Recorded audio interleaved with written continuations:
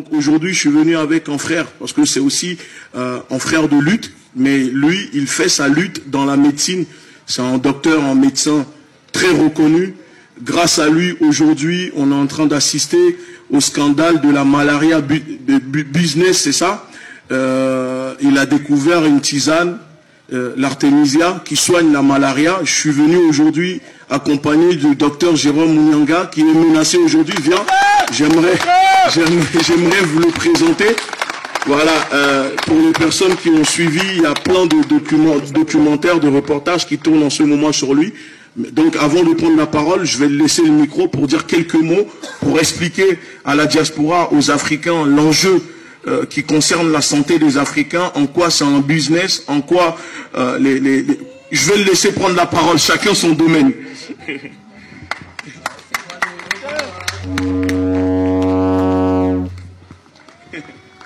Otep. Je suis content que je sois entouré de mes frères.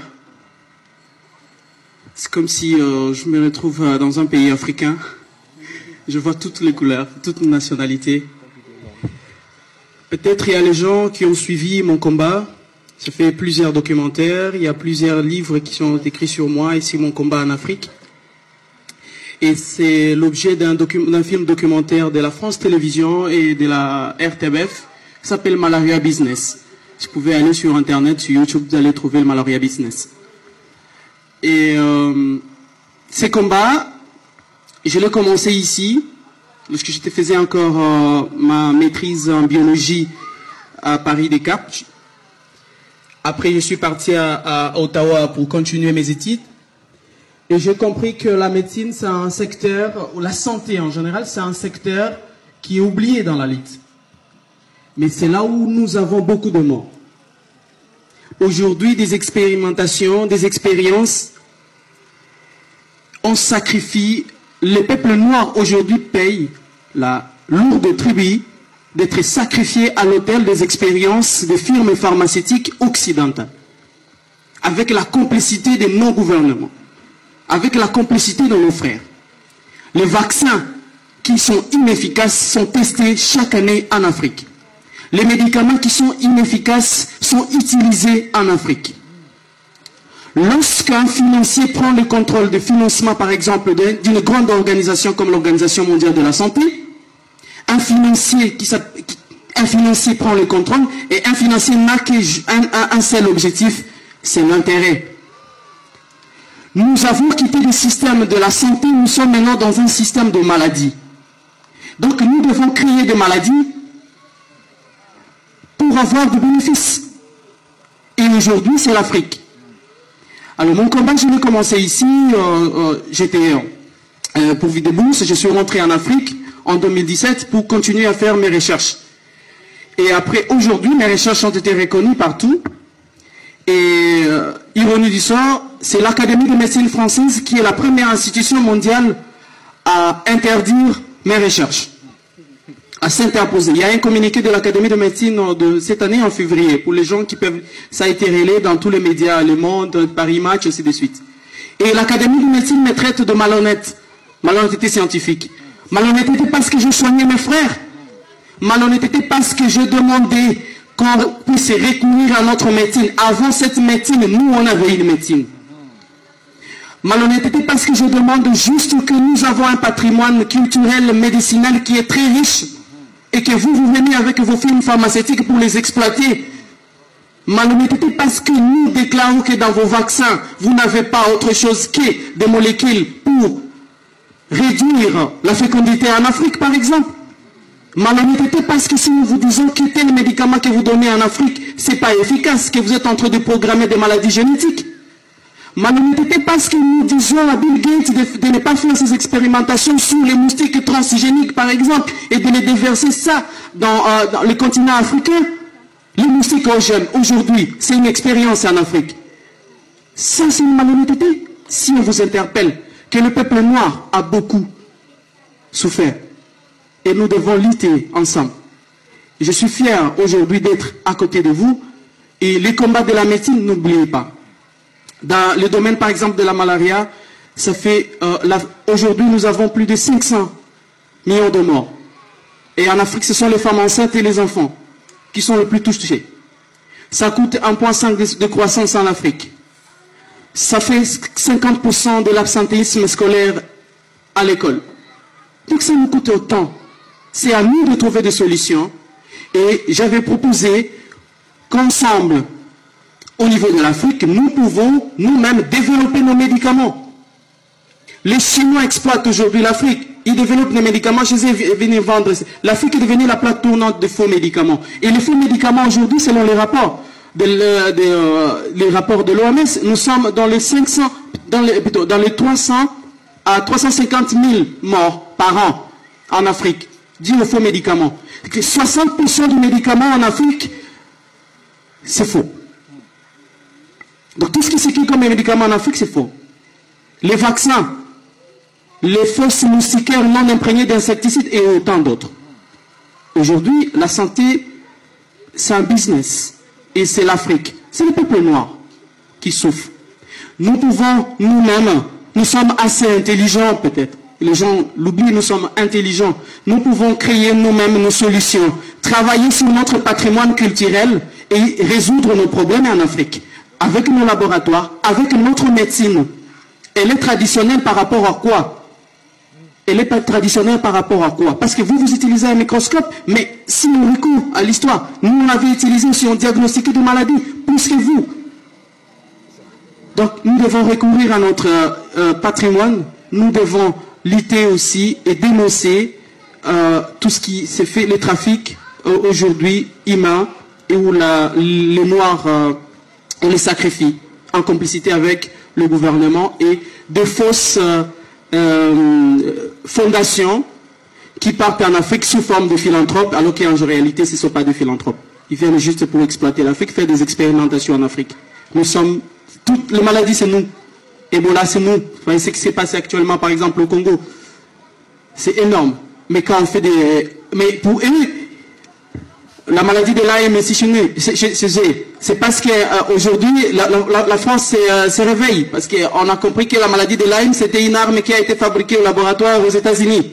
Mais combien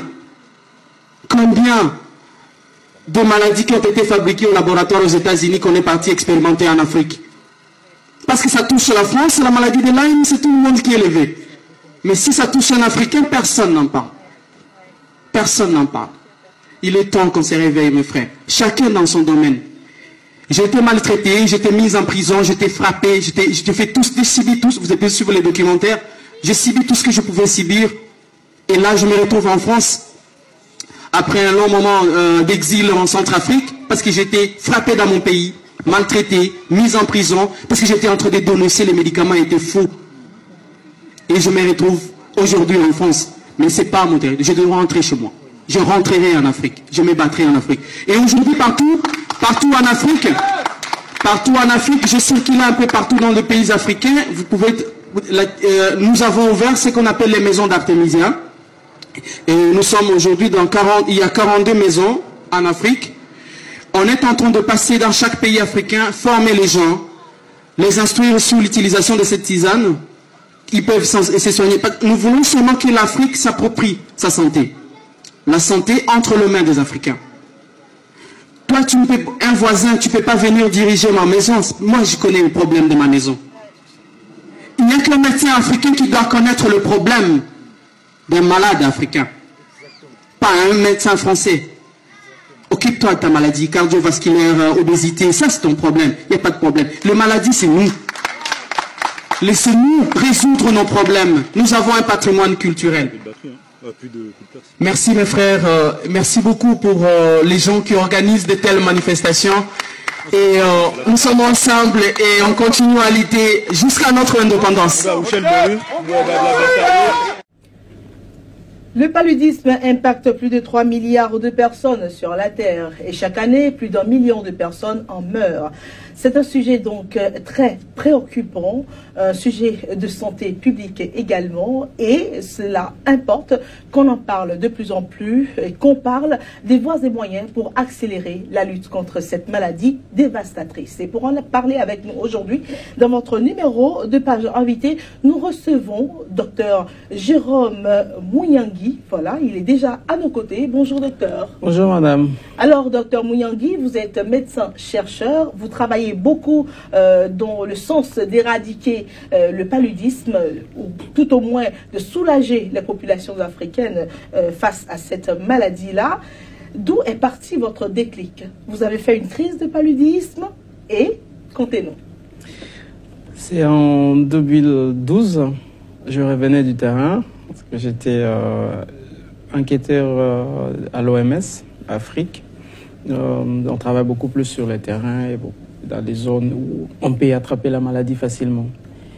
Je reviens du terrain, je constate quelques temps après que j'avais une crise de paludisme. Comme tout médecin, j'étais encore étudiant en médecine à cette époque. Je suis parti à la pharmacie me payer le médicament au courant à base d'artémisinine. Et après, je me suis soigné. 2 jours, il n'y avait pas d'amélioration. Donc, tous les signes cliniques étaient toujours là. J'avais des fièvres, j'avais des maux de tête, j'avais des vomissements. Et je préparais une conférence. Il y avait un ami qui travaillait déjà avec la plante Artemisia au Congo à ces temps-là. Et il m'a proposé du géline, la tisane d'abord. Je lui ai dit, franchement, je ne prends pas des tisanes. Je ne prends pas aussi tout ce qui est de médecine traditionnelle. Il avait tellement insisté. Bon, je le faisais quand même confiance, c'était un ami médecin. Et voilà.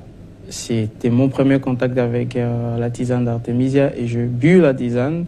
3 jours après, je n'avais pas de signes cliniques. Et puis je suis parti faire des examens biologiques, parasitologiques, et on a regardé. Mon sang vraiment était pur. Mais déjà, nous savons que vous avez certainement eu des obstacles sur votre chemin. Cela ne vous a pas découragé. Vous avez poursuivi ces recherches-là. Et aujourd'hui, où est-ce que vous en êtes? Je sais que vous avez fait des essais même en RDC. Où est-ce que vous en êtes avec tout ça, toutes ces démarches? Oui, nous avons mené des essais cliniques pour prouver l'efficacité. C'était vraiment... Aujourd'hui, c'est un grand essai qui a été mené jusque-là, qui respecte les normes de l'OMS et les normes de la recherche clinique. Après ces essais, oui, il y a des intimidations de gauche à droite, des vendeurs, des gens qui jouent avec la vie des Africains. Et ils peuvent toujours intimider de gauche à droite. Vous parlez des industries pharmaceutiques, entre autres. Et les industries, les fabricants et les commerçants. Parce qu'ils sont tous dans les mêmes lots, quoi. Les fabricants et les commerçants des molécules qui ne sont pas efficaces. Et ils nous font la guerre, bien sûr. J'étais attaqué, menacé physiquement. Il y a des procès aussi qui m'attendent parfois. Mais je ne me décourage pas. Nous avions commencé... nous avions vraiment... notre élite, c'est que l'Artemisia soit aussi une alternative thérapeutique dans la lutte contre le paludisme en Afrique. Ça a déjà prouvé son efficacité. Mais comparer, parce que si on fait risque et bénéfice aujourd'hui entre le molécule qu'on nous vend et l'Artemisia, oui, l'Artemisia est de loin supérieure qu'on peut donner à la population, on peut consommer calmement. Donc, je crois que l'Artemisia a toute sa place dans l'arsenal thérapeutique en Afrique. Que recommandez-vous exactement qu'on prenne l'Artemisia en tisane? C'est ça. Alors, c'est en prévention ou en guérison?